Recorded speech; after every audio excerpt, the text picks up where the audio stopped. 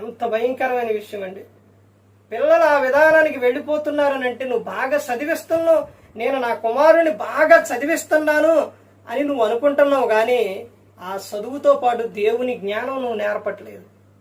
నువ్వెంత చదివించినా కానీ దేవుని జ్ఞానం లేకపోతే వాడికి జాబ్ వచ్చినా కానీ లోకంలో లోకాశలకు వెళ్ళిపోతారు.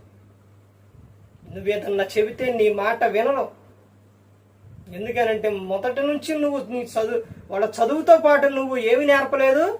దేవుని మాటలు నేర్పలేదు, దేవుని పట్ల భయభక్తులు నేర్పలేదు, ఎవరిని ఎలా చూడాలో, ఎవరితో ఎలా మాట్లాడాలో అన్నది నువ్వు నేర్పలేదు. అవన్నీ కూడా గ్రంథంలో ప్రతి ఒక్కటే ఉంది.